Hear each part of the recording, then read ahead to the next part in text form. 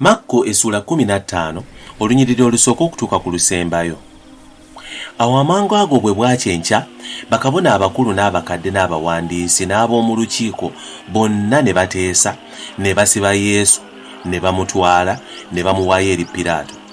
Awo Piraato n'amubuuza nti, "Gwe kabaka w'Abayudaaya?" Yesu n'amuddamu nti, "Ky'oyogedde kyekyo."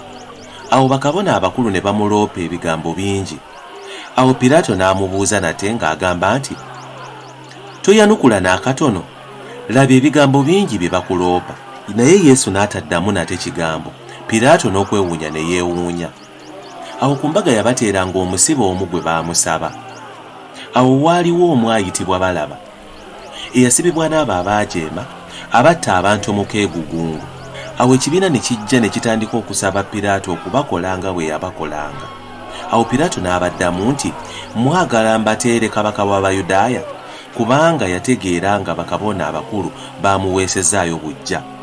Naye bakabona abakulu ne bafukuutirira ekibiina babateere Balaba mu kifo kya Yesu.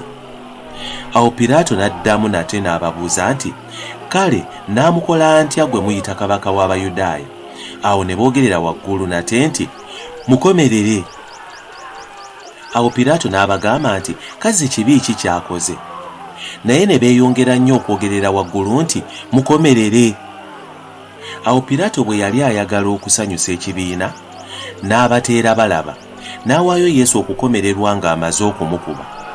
Awo abasirikale ne bamutwala munda mu luggya oluyitibwa Pulayitoliyo, ne bayita ekitongole kyonna okukuŋŋaana, ne bamwambaza olugoye olw'effulungu, ne baluka engule ey'amaggwa ne bagimutikkira. Ne batandika okumulamusa nti, "Mirembe, kabaka w'Abayudaaya." Ne bamukuba olumuli mu mutwe, ne bamuwandira amalusu, ne bafukamira ne bamusinza.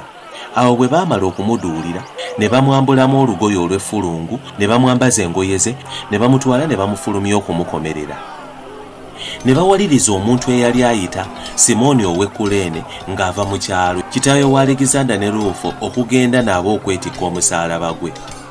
Ne bamuleeta mu kifo Gologoosa, amakulu gaakyo kifo kya kiwanga. Ne bamuwa omwenge ogutabuddwamu envumbo, naye ye n'atagukkiriza. Awo ne bamukomerera, ne bagabana ebyambalo bye nga bamukubirako obululu buli muntu ky'anaatwala. Awo ebbaluwa ey'omusango gwe neewandiikibwa waggulu nti, "Kabaka w'Abayudaaya," era n'abanyazi babiri ne bakomererwa wamu naye, omu ku mukono gwe ogwa ddyo, omulala ku gwa kkono. Olwo ekyawandiikibwa ne kituukirira ekigamba nti, "N'abalirwa awamu n'abaasobya." Awo abaali bayita ne bamuvuma nga banyeenya emitwe, nga bagamba nti, "So ggwe amenya yeekaalu n'ogizimbira ennaku 3, weerokole ove ku musaalaba." Era bakabona abakulu ne baduula bwe batyo, n'abawandiisi ne bagamba nti, "Yalokola abalala, tayinza kwerokola yekka. Kristo kabaka wa Isirayiri ave kaakano ku musaalaba, tulyoke tulabe tukkirize." Ne bali abaakomererwa naye ne bamuvuma. Awo essaawa bwe zaali ziri 6 ne waba ekizikiza ku nsi yonna okutuusa ku ssaawa ey'omwenda.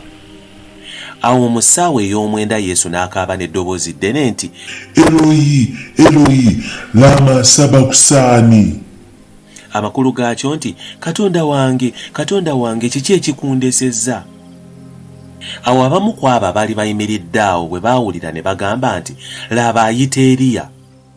Awo ne wabaawo omu n'adduka, n'annyika ekyangwe mu nvinnyo enkaatuufu, n'akissa ku lumuli n'amuwa okunywa, ng'agamba nti, "Leka tulabe nga Eriya anajja okumununula." Awo Yesu n'akaaba n'eddoboozi ddene n'awaayo obulamu. Awo n'eggigi ery'omu yeekaalu ne liyulikamu wabiri, okuva waggulu okutuuka wansi. Awo omwami w'ekitongole yali ayimiridde awo ng'amwolekedde, bwe yalaba ng'awaddeyo obulamu bw'atyo, n'agamba nti, "Mazima omuntu ono abadde mwana wa Katonda." Era waliwo walako abakazi nga balengera. Mu abo mwalimu Maliyamu Magdaleene, ne Maliyamu nnyina Yakobo omuto, ne Yose ne Saalome. Abo bwe yali mu Ggaliraaya be baayitanga naye nga bamuweereza, n'abakazi abalala bangi abajja naye e Yerusaalemi.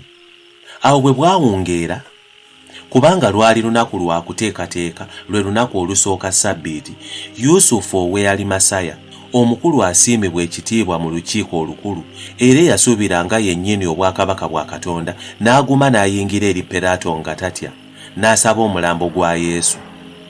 Awo Piraato ne yeewuunya bw'afudde amangu, n'ayita omwami w'ekitongole n'amubuuza obanga ekiseera kiyiseewo yaakafiira. Awo bwe yakiwulira okuva eri omwami n'awa Yusufu omulambo. Ye n'agula olugoye olw'ekitaani n'amuwanula n'amuzinga mu lugoye olw'ekitaani olwo n'amussa mu ntaana eyasimwa mu lwazi. N'ayiringisa ejjinja ku mulyango gw'entaana. Maliyamu Magudaleene ne Maliyamu nnyina Yose ne balaba we yateekebwa.